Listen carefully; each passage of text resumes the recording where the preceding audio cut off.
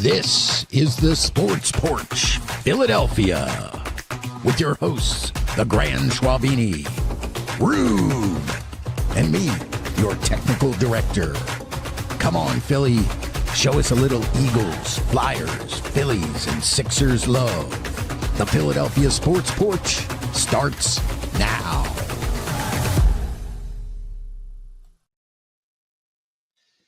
Oh, yes, it's that time again. It is time for the Philadelphia Sports Porch. We are live every Monday night at 6 p.m., and here we are on Facebook, YouTube, and X. I'm your technical director. To my left on the screen is Rube, a lifelong Philly fan now living in Austin, Texas. And below me is the Grand Schwabini. How you guys doing? We're doing well. How about yourself? Oh, you already know how I'm doing. We always talk about shit before the show. Anyway, we are also a podcast. We're going to drop this podcast. I'll let Rube tell us how he's doing in a second. I'm going to drop this podcast right after the show on the iHeartRadio app, Apple Podcasts, or anywhere you get your friggin' podcasts. And today, yes, well, we're going to talk about a bunch of things. There's a lot of stuff is going on now. The Phils are hot on the heels of the Mets, so we're going to talk about that. They're only a game and a half back. Things were looking pretty bad, and now all of a sudden they're starting to look a little better. Andrew Painter in the minor leagues, AAA, his first start. I think he looked pretty good there. It's the Sixers draft. The lottery is tonight, so we'll see how good or bad or meh next season may be looking. And then Rube and the Grand Schwabini are going to talk about some impact Eagles players, their rookie and free agent, who they think is going to make the biggest impact this year. And of course, we're going to save you a lot of time by telling you a little bit about what we're watching and streaming. That's how we give back. So, Rube, how are you doing down there? You said earlier before the show it was going to be 100 degrees down in Austin, Texas. Are you getting sick of that now? Is that a good thing, a bad thing? I've had enough of it, to be honest with you. It'll be our first 100. I mean, listen, it's May the 14th. A couple days it'll be 100. Yeah. It's a little too early for 100 degrees, I would say. But listen, it's a beautiful place the rest of the year, and things are good here. I'm the proud father of a second college graduate. So it's time to move to the golden years. Congrats to Luke Rubenstein. May the best years be ahead of you, my boy. You can start buying your wife gifts for Mother's Day now that you're no longer paying for college, instead of just like a card and some cheap flowers from Trader Joe's. Yeah, nobody. Oh wait, is that a personal story? Is that a personal story there, TD? That was very disappointing. I mean, you really like bringing us all down. Well, I did get the cheap flowers, but I'm not paying for anybody's college. I mean, give me a break. They can pay for their own college. Being that you work at Trader Joe's, did you just take them for free? I plead the fifth on that. And obviously, you can follow us at Philadelphia Sports Porch on YouTube and X at Philly Porch. I like that. I like our X handle there at Philly Porch. So, guys, let's get on with it. Page one, Phil's hot on the heels of the Mets. As I said earlier, 1.5 games back. Take it away, Grant. They've won 5 series in a row, and against some pretty good teams too. The best thing, I think, Rube, would be Ranger had a very strong outing, 7 strong, no earned runs. And then that was followed up by Zach Wheeler's very strong outing of, I believe, also 7 innings and no earned runs. Is that right? I think so.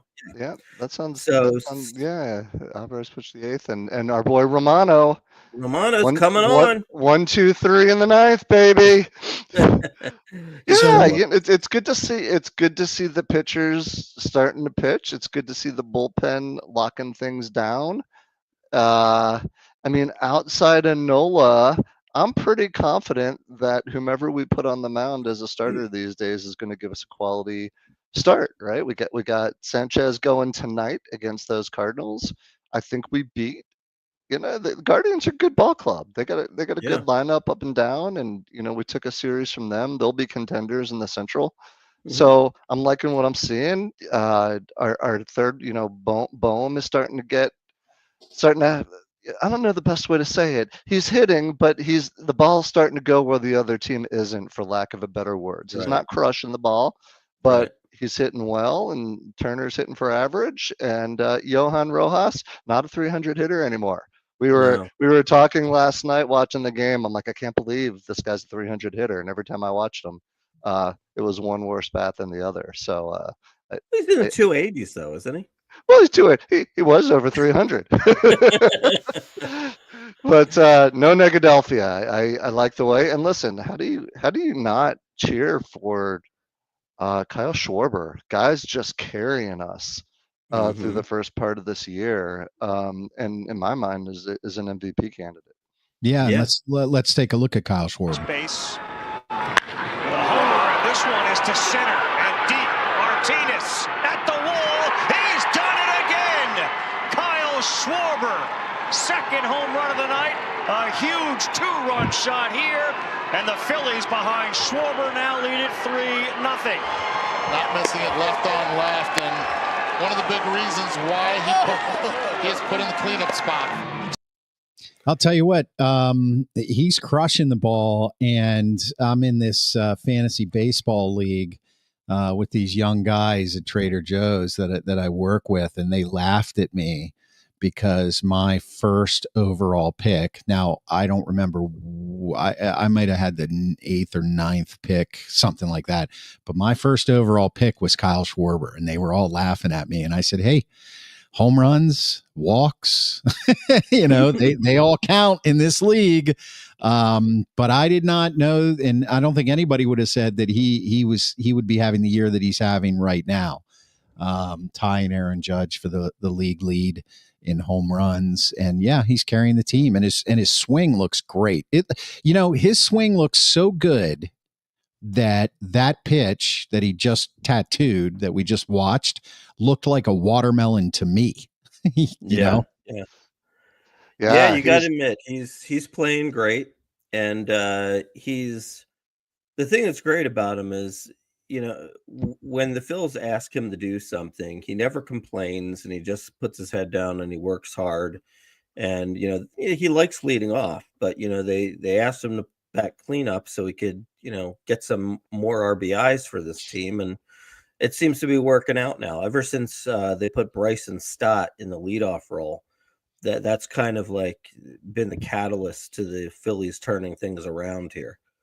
He's kind of he's kind of like the technical director. Anything we ask him to do, he does it with a smile and no whining. No, wait a second. Oh, I thought I was actually going to get a compliment. No. All right. We love you, TD. Yeah, I mean, listen, they're playing good ball. It's nice to see them, it's nice to see them hitting. It's nice to see our starters doing what they're supposed to be doing. I'm still a little nervous about the back end of the bullpen. Yeah. But like we've been talking about, at some point we'll either start to get the results out of the bullpen, or I'm confident that we'll go make a trade and get somebody. They talked a lot last night on the broadcast about the window and how tight the window is. If we don't win the World Series this year, and we start to have some free agents next year, like Schwarber, what do we do? And so I like to see them rounding into form in May. And I think we all know Schwarber doesn't get good until June. So God knows what's coming in June. Holy cow. Yep. Yeah, really, we just need Bryce Harper needs to start hitting. And he's slogging his way through, but he's still got like 7 home runs, but he just seems like he's just not locked in as of yet. It's nice to see Trey Turner hitting, between like 310 and 325, which is really nice. He had an 0 for 4, I think, last night, but overall he's been hitting the ball very well. And Marsh came back from his stint in the minor leagues, and he's hitting the ball now that he's back. Do you know with Harper? Let me ask you guys this: is it Harper just not seeing the ball, or is it that pitchers have finally figured out not to groove fastballs to Harper anymore. They were saying last night on the broadcast that he sees the least number of pitches inside the strike zone than anybody else in the majors. So what do you do, right? If I was the other team, I wouldn't groove him fastballs either, or anything over the plate. So is it that he's not having as good a year, or is it that other teams are finally starting to figure out how to pitch him better? It's probably a little bit of both. I mean, we sit here and we can analyze this any way we want, but the bottom line is, even when you're Bryce Harper, when you're getting pitched to, it's still hard to hit major league pitching. So that's why only one person is over 400 in the last 70 years. So I think it's a little bit of both. I think they know that he's when you're in a slump, you're going to chase more pitches. So why would they groove a fastball to you? Why would they? Actually, you would think that by having Kyle Schwarber behind him as protection, so to speak, right, that they would have to come after Bryce Harper. But for one reason or another, they're not. I think it's really just Bryce has to be more patient. You're going to get a fastball groove to you, if you work a 3-2 count, or if you work a 2-2 count, if you're one of the things that I notice about Bryce is, even though he does walk a lot, he also swings the first pitch a lot. Like he gets down 0-2 a lot. And when that happens, it's hard to get a hit, Yeah, it's fair. It's fair. But listen, it's early. We're 2 games out. I think we're trending in the right direction as a team, and we were able to overcome some really poor hitting and some poor pitching. And to say, and if anyone told you after 40 games or so, I don't know, what's our record, 26. We're 8 over 500. Yeah, after 40 games, we're 2 games out. I think we'd take that. I think it's 1.5, isn't it? Yeah, it's 1.5 games out. Okay. And again, we talk about this a lot. The season is long, and some teams get off to great starts, some teams get off to horrible starts. You look at Atlanta; they got off to a horrible start. All of a sudden, they're only 2 games under 500. So, anything can happen. But what's important now is, if the Phils are finding the groove that they need to keep that momentum going, it's a series by series year. That's what Major League Baseball is. You try to win as many series as you can, and winning 5 in a row. Is that where we are? 5 in a row, Schwaber? Yeah, it's the first time they won 5 series in a row in 2 years.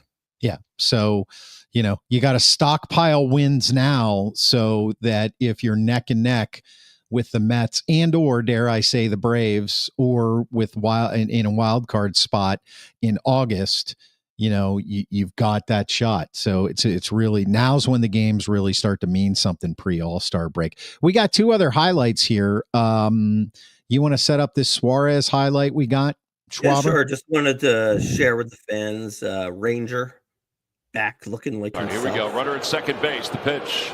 Swing and a miss. He got him. For the first time since May 21st of swing and a miss, he got him. That was Ranger Suarez. And then, of course, Wheeler. This is Wheeler. And did he go? Yes, he did, and that will do it. I don't know about that. That didn't really look like he went to me, but we'll take it. There was a few of those that calls was just Wheeler getting out of a jam. Gotcha.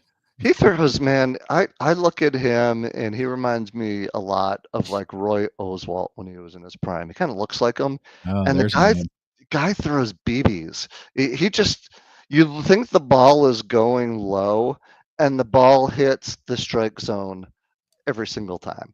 He's something else to watch. And I don't know how the Mets ever gave up on that guy, but holy cow, what a really good pitcher he is. Yeah, we do pretty Let's well see, taking people from New York. let's see. Roy Oswalt. You brought up. There's a blast from the past. He was 163 and 102 with a 336 lifetime ERA. He had 1,836 strikeouts, and he started 335 games. And I think Remember, he was a member of the Four Aces. Yeah, that 1 year finished with the Cardinals, or not the Cardinals. Excuse me, the Rockies. So. He was. I got to watch him a lot when he was with the Astros down here in Texas, and he was a big part of their initial kind of stint to going on all that run of back-to-back trips to the ACL, the LCS. So I watch Wheeler, and they just look alike. They just throw it anywhere they want, hard, and paint the corners. And man, how old a guy is Wheeler? How many is he in his mid-30s? Wheeler, he's younger 30s, I think. I'll give you that. 31, 32. Yeah, I mean, I was looking at Harper and Schwarber are both 32. I was looking at that earlier, but I have to find the pitching stats here. Let's see. Zach Wheeler. Yeah, go ahead. Yeah, Zach Wheeler is 34. 34. Yeah, he'll actually be 35 in about 18 days. Okay. So we gotta get maximize this Wheeler run. We do. He's a hell of a pitcher. But talk to me, Grant Schwabini. Tell me about this Andrew Painter guy. I haven't seen him pitch. What who does he look like? What do you think we should expect from him? And do you think he's going to be up anytime soon? Well, remember, what was it that Buster Olney said? Who was the guy he compared him to? He said he is Garrett Cole. Oh, Garrett Cole. That's a pretty good compare. Cole. Well, I mean, look, bottom line is he's very much like, for example, a Paul Skeens. Like he's supposed to come up and dominate is what he's supposed to do. Okay. He was out last year because of the Tommy John. He is throwing at 100 miles per hour. And he's got a hell of a curveball. And I know that in the first game that he pitched in AAA, he pitched against like the #1 prospect in all of baseball. I can't remember who it was. And he struck him out on 3 pitches. So, he's going to be good. It's just a matter of him getting up there and getting his reps. Like you can't expect everyone who's supposed to be as good as like a Paul Skeens to come up and have that kind of rookie year that Paul Skeens did, right? You just can't expect that. But, but I think the long-term outlook is that he's like a 1 or a 1A.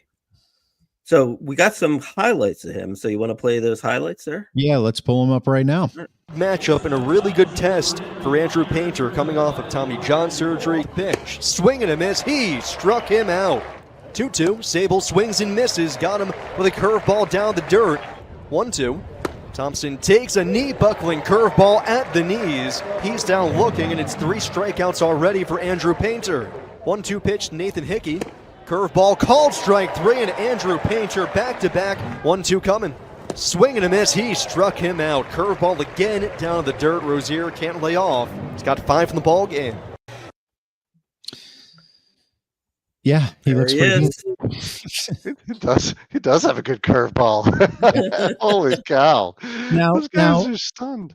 It's one of those things where people try to, or Grant Schwabini, you've actually mentioned it, comparing him to Paul Skeens of the Pirates.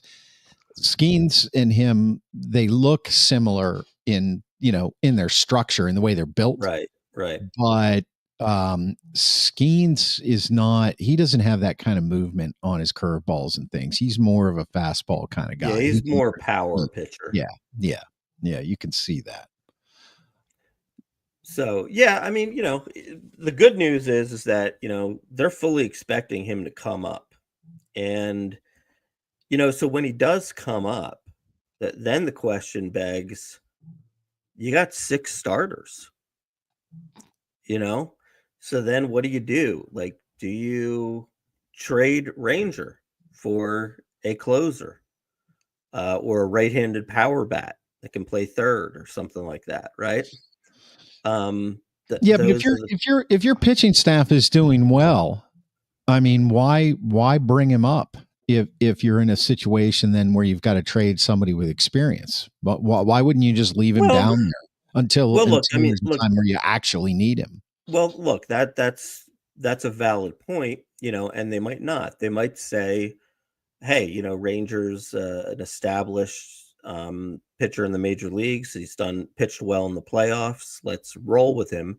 However, you've got Wheeler, you've got Nola, you've got Sanchez, and you've got who am I missing here? Who? Luzardo. All 4 of those guys are signed to multi-year deals. The only one that's not is Ranger Suarez. And you've got, a prime prospect coming up who could be your 5th starter, even though he might eventually be your number 1 starter one day, right? So the question becomes, to get something, you have to give something. And there's going to be a lot of teams that are looking for starting pitching. And what do we know with Ranger Suarez? We know we probably can't pay a 5th pitcher $100 million a year, right? Or not $100 million a year, but like a $40 million deal, right? So that's number one. Number two, I think if they were going to re-sign Ranger to a multi-year deal, they would have done it probably already. Would have done it already. Yeah. One of the things about Ranger that's unfortunate is while he's been very good, he's also been hurt every year.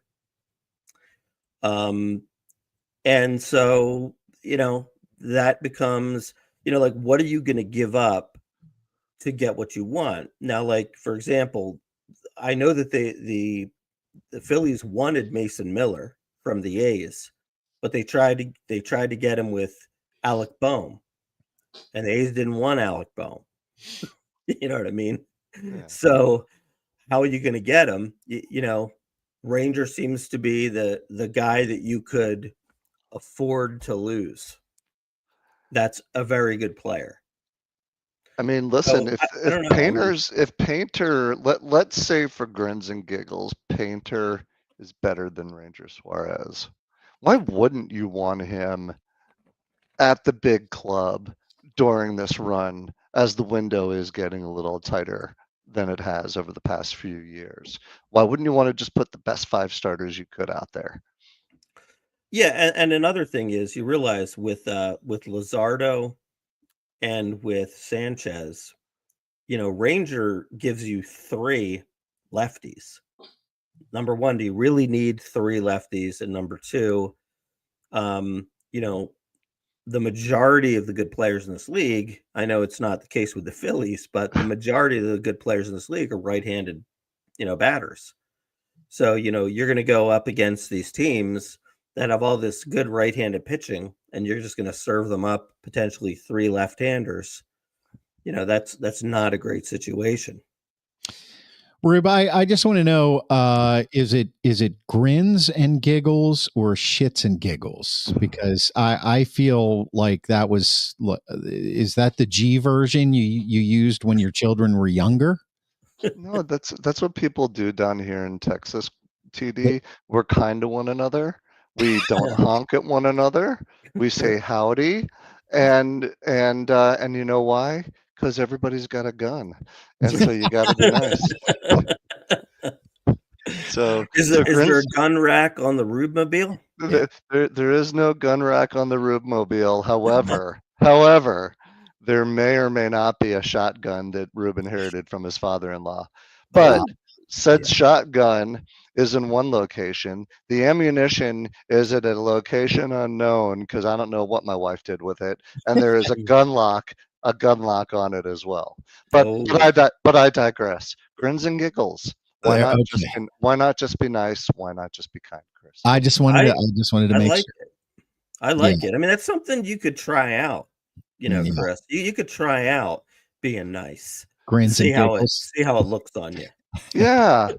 Hey, speaking of being nice in Texas, I don't know if this was on our pages or not, but how have we gone this long into the show without speaking about the best news that we all heard today prior to the lottery? Grant Schwabini, how would you like to speak on us on behalf of all Eagles fans when we learned what we did today? Yes, today we learned that the NFL season will open up with the Philadelphia Eagles raising a Super Bowl banner with Jerry Jones and the rest of the Cowboys looking onward. So they can be reminded of what they once knew about some 30 plus years ago. It is so beautiful. I don't even care if we win the game. I think it's just so fitting that we're going to raise a Super Bowl flag at home at night against the stinking Cowboys, and it gives me such joy. It made my Monday. It might make my whole year. Although, you know what, one thing I do have to say though is that one thing I do kind of think's a little bit wrong with that selection is that the Cowboys don't deserve it. Like they must have just got the game because they figure, okay, it's the Dallas Cowboys and we know that they're going to have Dak Prescott for this game. So, let's do it week 1. So maybe it could be a good game. But like in all seriousness, like to me, of the choices for the opening game, you had a great possibility of a rematch with the Commanders, the NFC Championship game. You had a great potential of a rematch with the Rams, who took them, to the fourth quarter. You had a great idea of Eagles Lions. You could have done 2 of the top teams in the NFC. It kind of feels like it wasn't really earned by Dallas, but at the same time, I feel like we'll take it. I mean, I'm not saying that it's a definite win, but boy, it sets up nicely for us. It's not like, oh man, like, we're going to go up against the Commanders and they're going to get their revenge because we're sleepwalking, or, it's not like we're going to, go up against the Lions and they're going to take all their frustration out, of their Commanders loss on us, on opening night. It just kind of sets up as a nice, like, hey, you got a new coach. They don't know what the hell they're doing. They still have nobody who can run the ball. George Pickens is going to throw a tantrum. It has a feeling of like a nice win, doesn't it? I think they get eyeballs. The Eagles and the Cowboys are on what they call standalone games for 23 out of the past 26 years for a reason. It's because the rivalry is heated, it's hated, and I just love the fact that they're going to watch us raise a Super Bowl banner, and I think many will feel the same way. So there you go, America's team. Watch it and weep. Now, Rube, down there in Austin, I mean, is everybody in Austin, like, who's a local? Are they Cowboys fans? Or are they more Texan fans? It's half and half. And half. I think you have those who were old Houston Oiler fans, especially since Earl Campbell went to UT. And when they left, there was some hurt feelings, and it's taken a while for them to jump back on the Texans bandwagon. But what I'll tell you is this: there are plenty of Cowboy fans around, and they've all had it. they have all. It's not even. I almost feel kind of bad for them because they've just had it with Jerry Jones and all the nonsense. Right. I don't feel bad for them at all. They're getting what they deserve. No, they're friends, so I feel a little bit bad, but they all know where my elite. They all know where grins and giggles. TD grins and giggles. You got it. I feel for them, but I don't feel for the Cowboys. Yeah, it's and the great thing about the Cowboys franchise is that it's going to be passed down to Jerry Jones' son. So if you know anything about, that situation with any very profitable business, is each generation tends to make the business worse. We're in the third generation of Rooney's up here in Pittsburgh. This third generation, they grew up with the Steelers being a legend. I think that Art Rooney II just thinks that we're going to be a legendary franchise forever. And I see that happening with the Cowboys. So, I'm a Cowboys hater. I don't feel bad for their fans at all. And, of course, I experienced many, many years of futility being a Redskins fan back in the day. And as Eagles fans a long time ago, it seemed like you could never get to the promised land no matter what.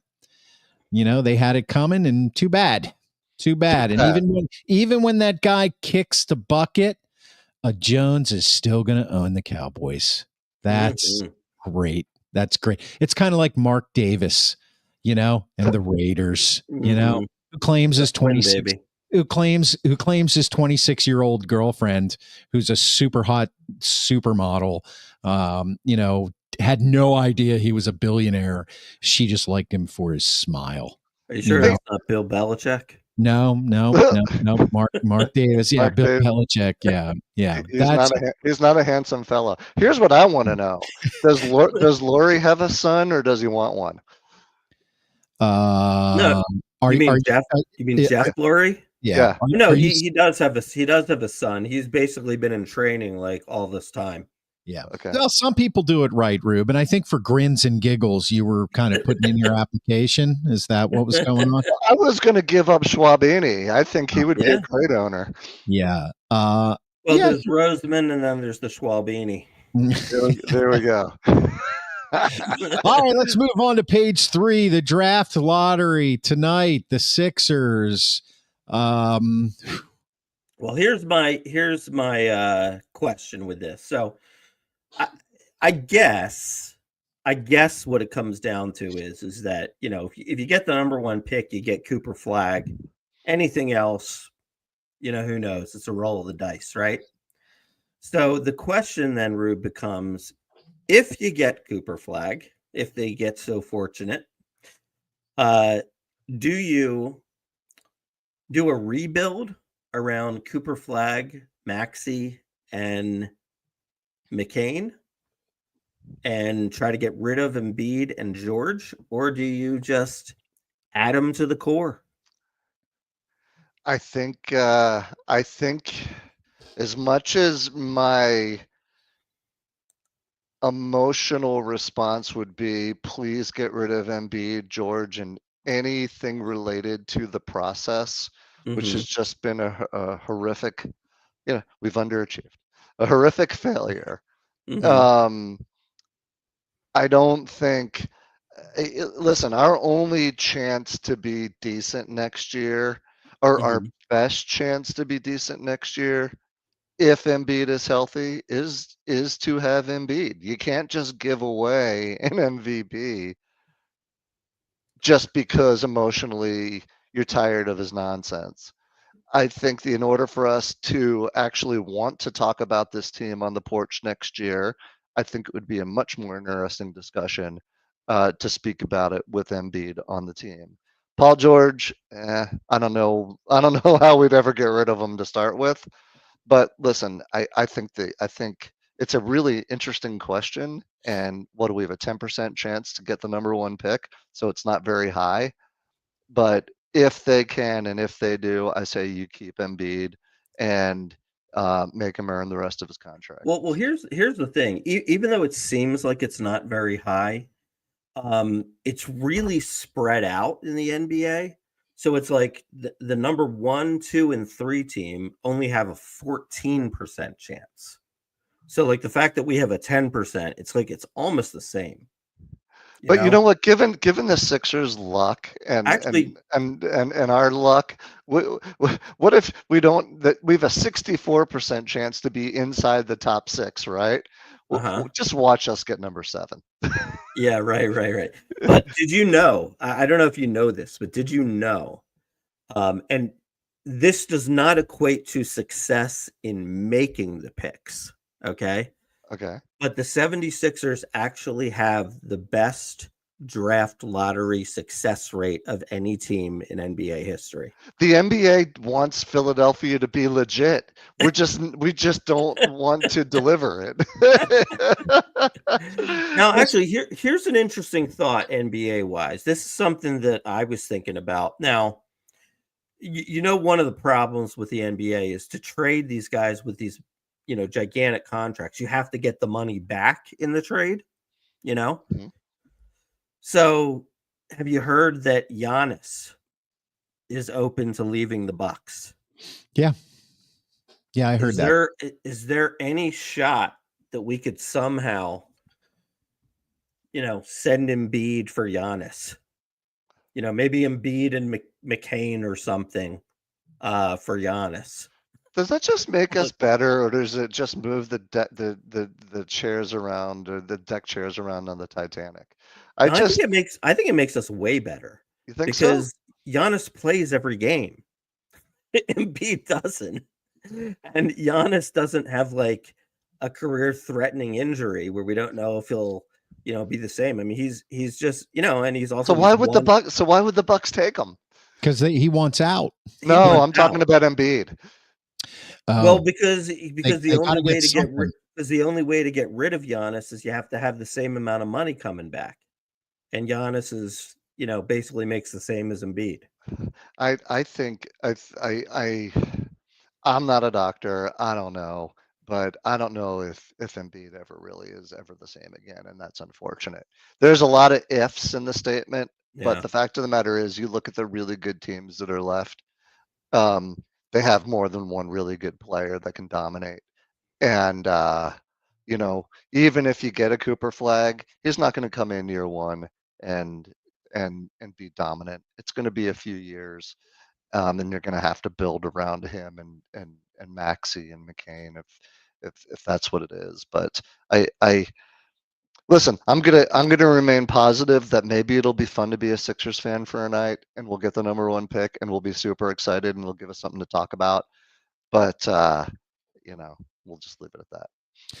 Just as long as the NBA draft lottery is not as convoluted and messed up as the NHL.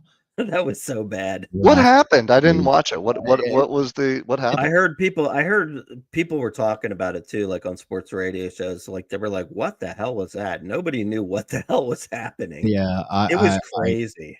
They just kept pulling balls out and saying weird stuff. Yeah, I know. Yeah, we know the Bucks would never do that, but we know. You know, stranger things have happened. You would also say that the Dallas Mavericks would never trade Luka to the Lakers, right? Yeah. Well, I mean, I think they were just tired of all his drinking. So right. Well, maybe that's it. Maybe the Bucks are tired of Giannis and all his complaining, and maybe they're just like, well, you know what? We got our championship. We've lost in the first round 3 years in a row. Let's send him away, and we'll start over. Yeah. So okay, moving on. Page 4. Let's talk a little NFL, a little Eagles. Which rookie and which free agent will make the biggest impact for the Eagles this year? Take it away, boys. All right. So that was our big question for the week: is which rookie, which free agent acquisition / trade acquisition will make the biggest impact for the Eagles this year. So you want to start off with the rookies? Yeah, let's do it. All right. So I come to you with the Vanilla Gorilla. Ah, I love it. I love it. Did you know that that's his nickname, TD, the Vanilla Gorilla? Yeah.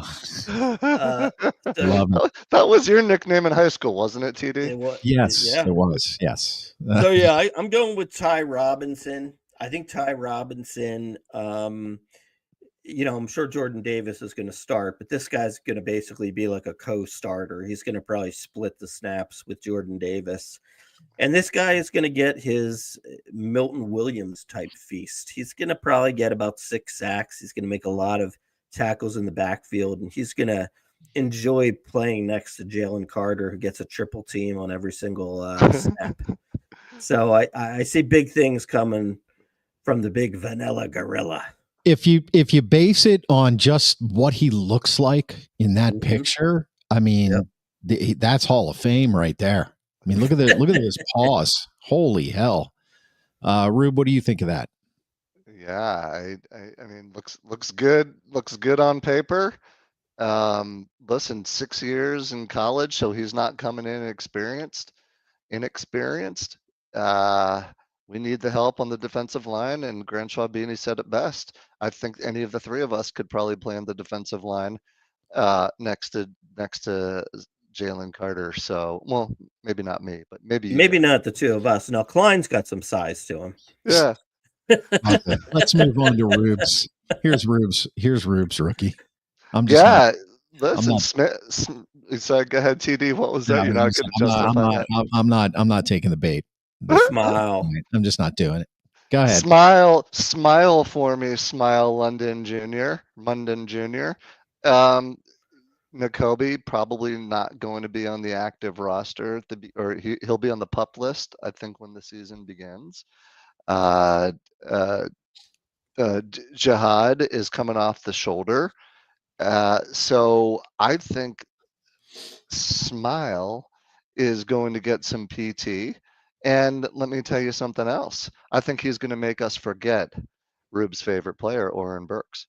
So I think he's going to get time. He's an experienced. He's a 3-year starter. He's a national champion. He obviously played with some of the other Georgia guys on the team. And listen, they've all kind of worked out so far.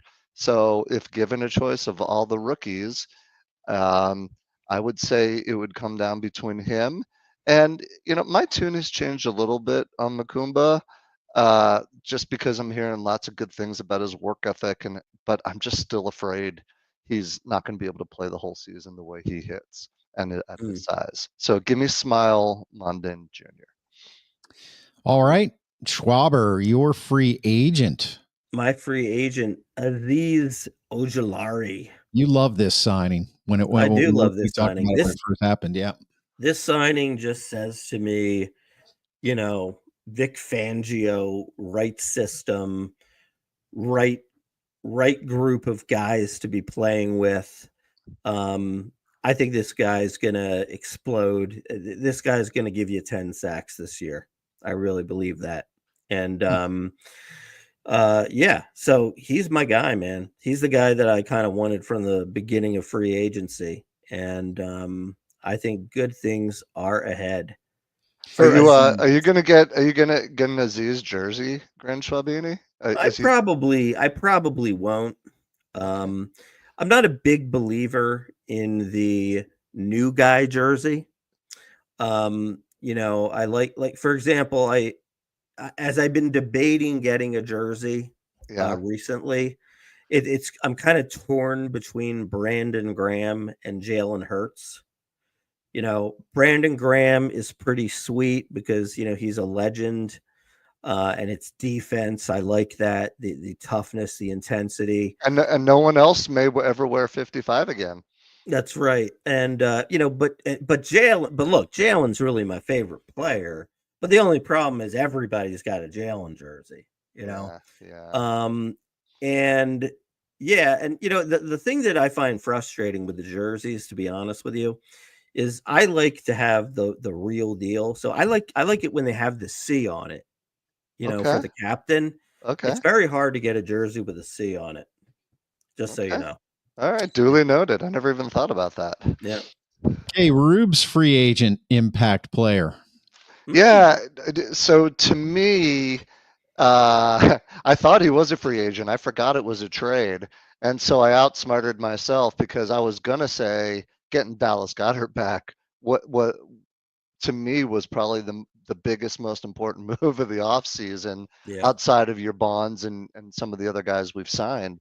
But listen, I'll stick with Kenyon Green. He's coming in like a Mekhi Becton did, an underachiever, high draft pick to Stoutland U. I think there's a really good chance that he's going to be asked to start where Mekhi Becton did. It's either going to be him or Steen, I would imagine. And so I'm excited to see Kenyon Green on the massive, dominant, made better by those around him and his coach, new right guard, Kenyon Green. Stoutland University graduate. Stoutland U. We'll see how he does. Yep. We'll see if he's a good student. He's got to take offensive line 101 though. That's first day of camp. Well, okay. I think he'll be ready. Steve, I wouldn't get a Hurts jersey. Last Super Bowl winning quarterback for Philly. They ran out of town. he's talking about Nick Foles. I wouldn't say coach. Right. Listen, who doesn't Philly run out of town? I mean, come on now. The other thing too is I'm not crazy about the number 1 either. Yeah, that's a little corny. It's a little corny. So yeah, so I don't know. I mean, but now it's like now with Brandon Graham, well, he's not going to play anymore. So now you have that factor as well. I don't know, maybe you just go Cooper DeJean, the exciting whites. Maybe it should be a poll question for our audience. Who should the Grand Schwabini, what jersey should he get? Either a past player, a current player, or a former player. Right. What would look good on the Grand Schwabini? I think number 5 with McNabb on the back. No, and I already have that. Of course you do. As soon as McNabb was traded to the Redskins, I ran out and I bought a McNabb jersey. Did you? Yeah. Not because I was excited about it. I wanted to wear it like in front of you, Schwaber, and I forgot, and then like years went by, and I found it like I don't know a couple summers ago. So. And then I threw it out. Anyway, Glitch says, Jake the Make, get the Elliott jersey. No, we didn't ask who it was going to be for Rube. We asked who it was going to be for the Grand Schwabini. Clearly, Jake Elliott, number 4, would look good on Rube. It would. That is true. I mean, you are kind of the president of his fan club. I am. Do you know who I see on the Grand Schwabini? Because I think it's from our childhood. It's either 82 Mike Quick. Was he 82? 82 Mike Quick, or number 12 Randall Cunningham. Yeah. Because Schwabini, you wouldn't know it by looking at him, but he's got a rocket of an arm, and I've seen it. It's hard to believe until you see it in person. There you go. Right. That's right. I amaze even myself sometimes. All right, head on over to YouTube and hit that subscribe button, click the notifications button so you know when we're live, which is every Monday night at 6 p.m. here on the Philadelphia Sports Porch. YouTube is at Philadelphia Sports Porch, and X, where we'll be putting up that poll to see what jersey the Grand Schwabini should get. X is at Philly Porch. It's really easy, and right after the show, I'll drop the podcast on the iHeartRadio app anywhere you get your podcasts. Page 5 tonight. Last subject, what we're watching. What is this, Grand Schwabini? Well, this is the part of the show that we give back to you, our loyal listeners, our fans. We know how hard it is to find that show on TV to watch with your significant other in the evenings, provided that you don't, work crazy hours like TD. And it's tough. I mean, there's so many channels to choose from, right? There's Hulu, there's Netflix, Amazon Prime, HBO Max. Now they just call it Max. It's just very difficult. Peacock, Paramount Plus. I mean, they just keep coming at you. And so what we do it's gonna be okay. is, I need to calm down. So what we do is we watch these shows for you. We watch them in their entirety, and we will let you know if it's worth watching or not worth watching. And that way we gain you a few points with your significant other, because all you have to say is, hey, the guys from the Sports Porch said this is a good one. You watch it, and then you know what you say to your significant other after they say that was great? You say, I did it again. I did it again. And the Sports Porch helped me. There you go. You're welcome, audience. And after all of that, let's start with Rube's here. I sense a theme here, Rube. I'm not sure. This is kind of confusing to me. Yeah, this is a little bit of a Christian kick here. Yeah, I think Yeah, you being curious here. I mean, I'm curious. I'm perhaps a closet Christian. But listen, this one I will admit was listen, it's timely. We just got a new pope, right? A Villanova guy. Leo. Leo, What baby. up, Leo? What Real up, Leo? name Rob. Real name Rob, by the way. Robert Prevost, and he's a Cubs fan apparently. Oh no, a White Sox fan. You know what? I don't think I can't believe I'm going to say this, but I'm sitting here with two Jews who are talking more about the new pope than anybody else I've come in contact with in the last week and a half. Well, the Grand Schwabini and I have a big connection. We both lived in Chicago, where he is from. We both are I would assume Villanova fans because of spent time in Philadelphia. Absolutely. Championship. Mm-hmm. So anyway, this one I watched. What was the one I watched last week? The Conclave. Yeah. And I was like, and I was talking to my wife, Lemmer, and Lemmer is just like, you have to watch the two popes. It's so much better. And let me tell you something. She was right. I really enjoyed this. It essentially, it's the story essentially of Pope Benedict, who was the pope that was from Germany, originally Ratzinger. And that's played by who's that? Anthony Hopkins. Yep. Yeah. And then on the right is the Pope who just passed, Pope Francis. I don't ask me how to pronounce his last name, Bergoglione, the one that was from Argentina. And what was really interesting is that the history, it's really written a history where essentially you couldn't find two more opposite people on earth and their views of the way the Catholic Church should go. And so it was a really neat story. It was funny. It was really human. The stories were true and were just amazing. Where they especially where Pope Francis came from and what he believed in, and how unworthy he thought he was of the papacy. So if you really want a feel-good movie with some comedy and some really good history and interesting history behind it, I would say watch The Two Popes. Enjoy. 2 thumbs up from Rube. Is it a documentary? It almost kind of feels like it, but it's not, because it's acted. Okay. And so I say check it out ahead of Conclave. If you're going to pick a Pope movie, I'd say watch this one first. Now I know what Egon meant in Ghostbusters when he was asked what happens when we cross the streams, and he said it's bad. I mean, this is I feel like I'm in some sort of alternate universe. Yeah. Well, what's wrong with you? Why aren't you watching these shows about your heritage?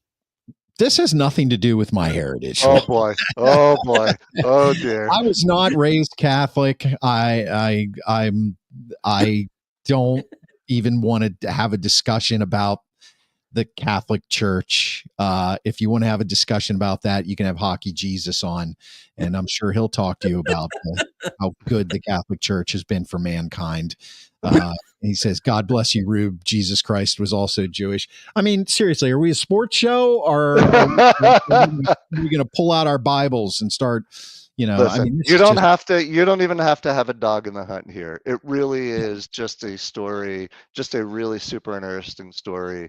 And quite a beautiful story. So thank you, Rube. I'm going to take you up on that, no matter how negative. No matter how negative the technical director is. The sun is now rising in the west and setting in the east. This is unreal. I don't believe a single word that comes out of that institution, let alone a made for streaming movie that tries to make these people look like somehow they're good people. Sounds like you have a lot of anger towards the Catholic I'd say, for the sake of moving on in time, why don't we hear about the Grand Schwabini, what you're watching? Yes. Rube's starting to get afraid because he lives in Try Texas. to get off your Everybody has a soapbox gun. there, TD. All right, Jeez. all right. The Eternaut. Go ahead. What is this? Is this, please tell me this has nothing to do with religion and everything to do with aliens, and I'm all in. You pretty much got it, buddy. There you go. Now, have you seen this yet, Chris? No, I have not. No. Okay, well, that's a surprise. That's a shocker. Okay. This is a TD, made especially for TD type show. Made for TD.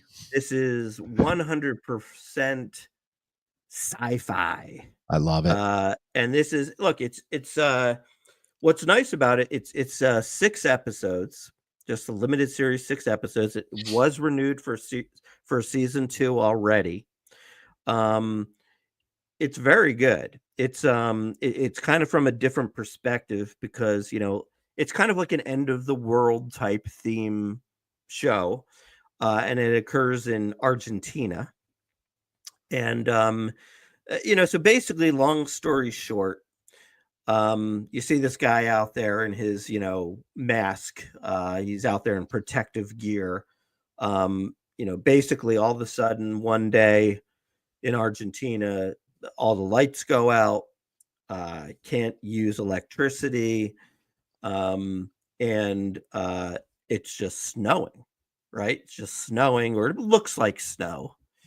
And what people then realize is like, hey, once you get outside this toxic snow, you're like dead in seconds. So the only way you can go outside is if you're in a suit like that.